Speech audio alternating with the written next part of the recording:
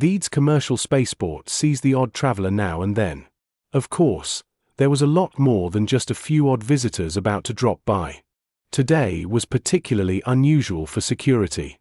A heavily armed combat droid had just come through customs and was not understanding foreign concepts such as peaceful world, weapon regulations, and passports. On the run, the droid suspected a bounty had been placed on it for war crimes it allegedly committed. By allegedly, most definitely.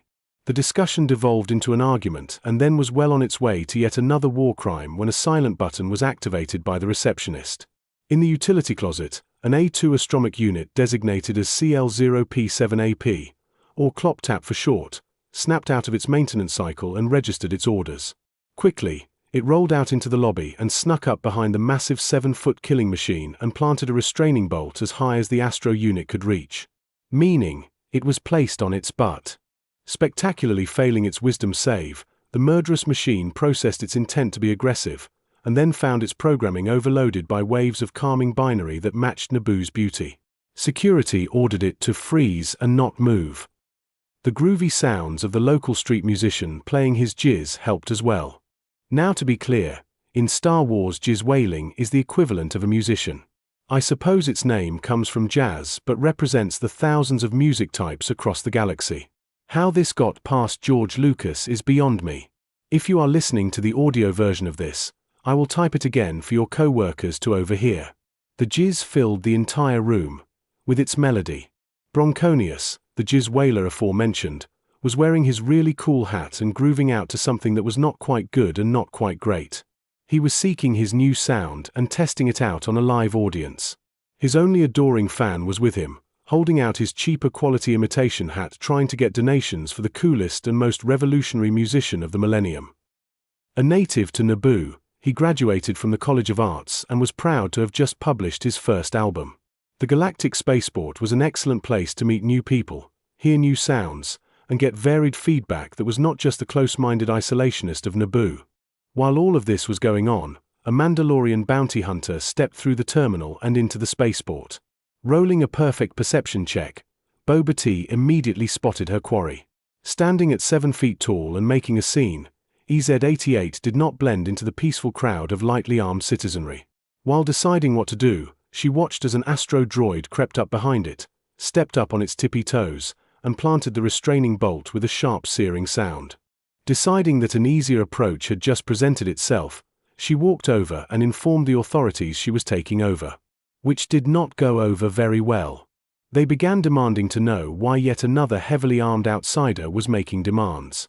After some rounds of discussion including things such as weapons are part of my religion and these are not the droids you are looking for, they began to decide they were not paid enough to care. A second heavily armed combat droid had shown up, though it seemed quite friendly and excited to be a part of the greater good. The war crime murder bot decided it was time to slip away but failed a second wisdom save and realized that rules for being told to freeze and not move had not been revoked yet. Once again, feeling oddly okay with complying, it did so. As the guards left, Boba T ordered EZ-88 to follow her. It tried to resist, failed a third wisdom save, and complied with a lot of verbal hostility. Boba T went to see about booking a return flight with her easily acquired bounty at the front desk, but found Bronconius playing his jizz right behind them. He sensed the hostility, realized it threw off his groove, and decided that the finer arts would fix the situation. Playing loudly, he grooved back and forth with the beat as Boba T tried to pass. Still holding out his hat, the follower bounced around with it, while not in beat. But he was having a good time. The third heavily armed individual had a bright demeanor, brighter armor plating, and a small arsenal that screamed trouble. Bobbing along with the far too original jizz, B00BZ, or boobs for short, complied with the security guards. Causing no fuss and actually having travel documents went a long way to soothing them, so they let the situation rest and moved on with hurriedly ending their shift before any more small armed militias walked through. As the various jizzing, bounty hunting, and security questions went on like normal, ClopTap noticed that the travel board had lost connection and seemed stuck. Running a quick diagnostic, it found that the holonet was out.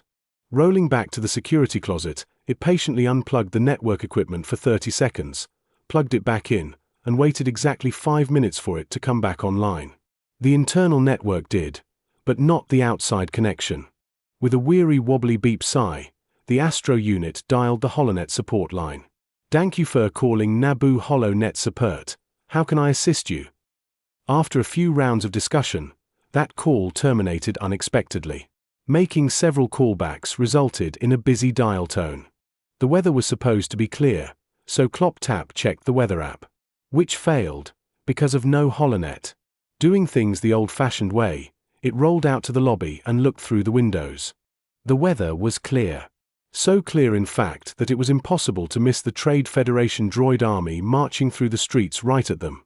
Screaming in alarm, the Astro unit wailed, racing back and forth. But, due to the increasingly loud interaction with Boba T, EZ-88, and Bronconius, it couldn't be heard.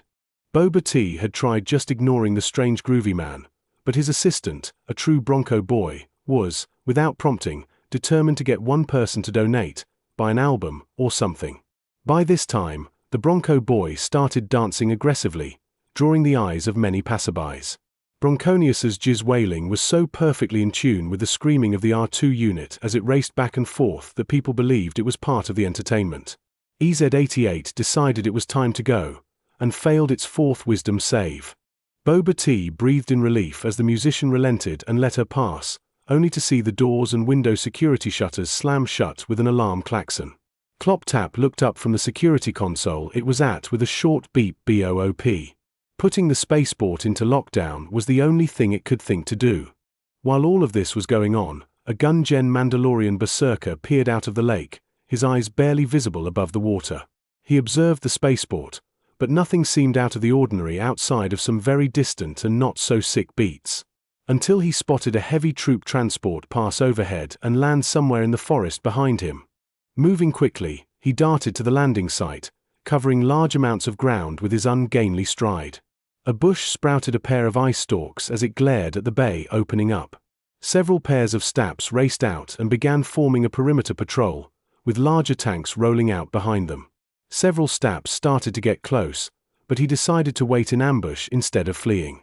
As they came through the edge of the wood line, one spotted him. Firing first, he dropped one with a well-placed blast. The other raked the ground beside him in a strafing fire as it passed by.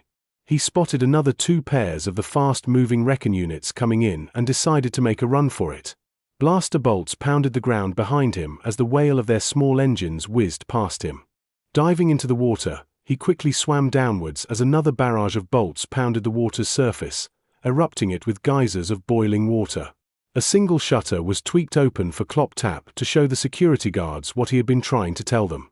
Why they were not outfitted with galactic common speech was a frustrating debate for Astro droids.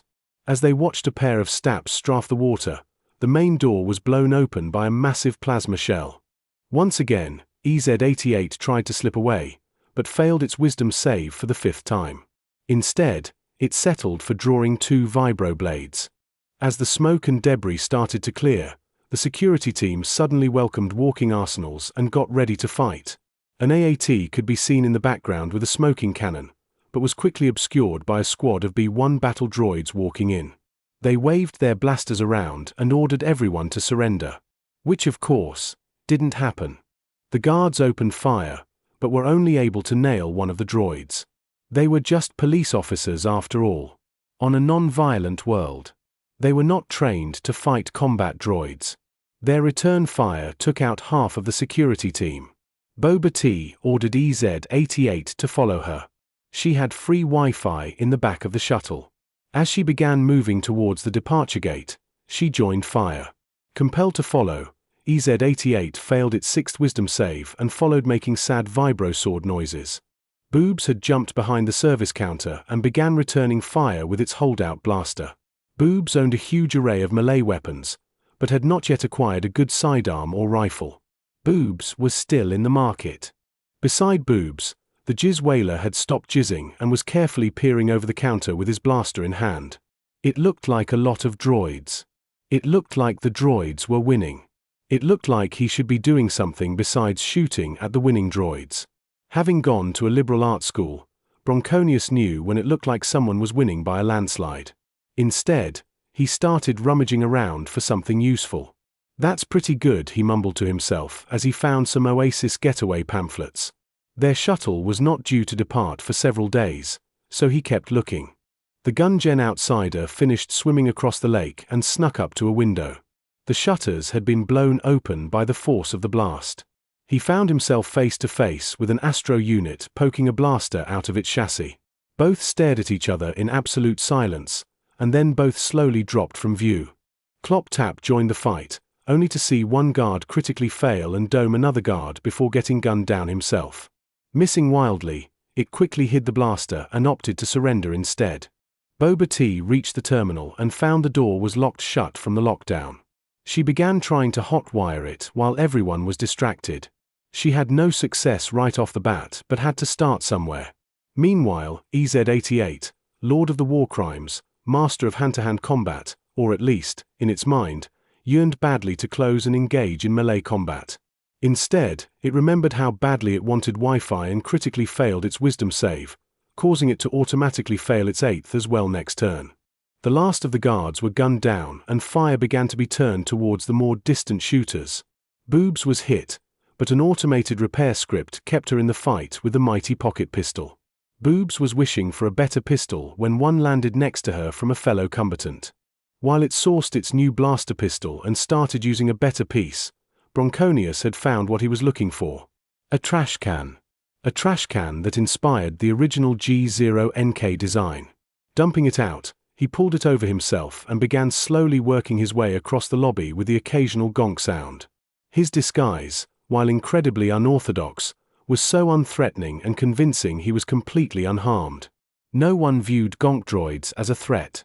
Meanwhile, Boba T got the door rigged open and sprinted down the terminal with an unhappy murder bot on her heels. Seeing a fellow Mandalorian leaving the scene, the Gun-Gen took off to try and get to the landing pad first. Having observed the spaceport for a while, he knew a shortcut and made great timing. Again, Boobs was hit and took severe damage. Repairing again, it continued to fight as Bronconius made it to the door. Tucking his trusty disguise under his arm, he took off after someone who appeared to be smarter, better armed, and more armored than anyone else around. B00BZ chose to surrender after a third hit. Being outnumbered 7-1 and out of options, it seemed to be the better part of Valor. The Gun-Gen made it to a shuttle first. No one glanced at the name the entire time. Being called the hapless hauler should have raised some red flags. But they were in a hurry, so reading skills were exchanged for running faster. He jumped into the cockpit seat and started firing up the engines. With a heavy sputter, they started to turn over. And then stalled. And then flooded. Beating his fists on the blinking lights, the outsider struggled to get the ship to start. As Boba T and EZ-88 raced on board, they noticed the engines whining in protest. Painfully aware that A, someone else was on board, and B, the engines were failing to start, she raced to the cockpit. The Gun-Gan looked up and said, "I got it started for you," then let her take the helm.